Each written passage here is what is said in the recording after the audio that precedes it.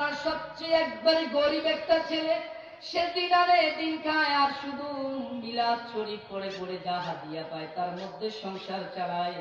হঠাৎ করে এই ছেলে থেকে যদি মা চলে যায়, বাবা চলে যায়, ওই ছেলে কি করে তার উত্তর সেরে বসে বসে মায়ের জন্য কোরআন শিক্ষা করে, মার জন্য কোরআন শরীফ পড়ে আর আল্লাহর কাছে বলে রব্বির হামহুমা কামা রব্বায়ানি সগীর। আল্লাহু আকবার বলেন। কোন এমপি মিনিস্টার মায়ের পাশে বসে কোরআন শরীফ পড়তে পারে না। কচিত দুই একজন এমপি মিনিস্টার স্টুডেন্ট, কলেজের স্টুডেন্ট, ভার্সিটির স্টুডেন্ট, তারা কলেজের স্টুডেন্ট পড়তে পারে, আর বাকি সব লেভেল সিস্টেম কোরআন একটু বোঝে না।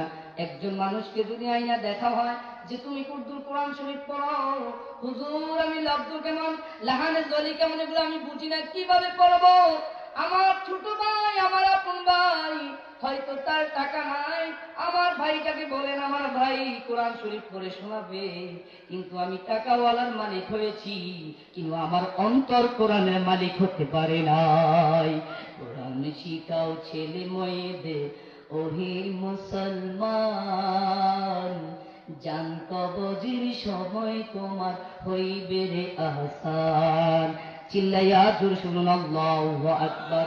বন্ধুরে আমার, বাবাজিরা রে আমার, আব্বাজিরা রে আমার, ওই কোরআনের মহব্বত অন্তরে রাখতে হবে।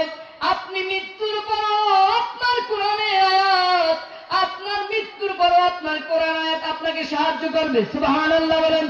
তবে সবচেয়ে বড় ঈমানের মূল হলো আমার নবী মুহাম্মদুর রাসূল সাল্লাল্লাহু আলাইহি ওয়াসাল্লাম। আমার নবীজির ভালোবাসা ছাড়া কোনো ইবাদত গ্যারান্টেড নয়, ঠিক কিনা বলেন? আল্লাহর নবী মুহাম্মদ রাসূলুল্লাহ সাল্লাল্লাহু আলাইহি ওয়াসাল্লাম হাদিসের মধ্যে বলে দিলেন, বন্ধুরে আমার, ও বন্ধু বাবাজিরা আমার, আমার নবীজিকে ভালোবাসতেই হবে, ভালোবাসা ছাড়া কোনো উপায় নাই। বন্ধুরে আমার, প্রশ্ন করবেন হুজুর আপনি কি নিজে বানাই আওয়াজ করেন? না না না, এই জিহ্বাটা আগুনের কেসি দ্বারা কাটা হবে। এখানে আমার উস্তাদ সমতুল্য আলেমগণ আছেন, আমার ভাই সমতুল্য আলেমগণ আছেন। এই জিহ্বাটা কাটা হবে যদি একটা কথা যদি কোরআনের বাহিরে বলা হয়, একটা কথা যদি হাদিস মুবারকের বাহিরে কথা হয়, জাহান্নামের কেসি দ্বারা আমার জিহ্বাটা কেটে ফেলবে।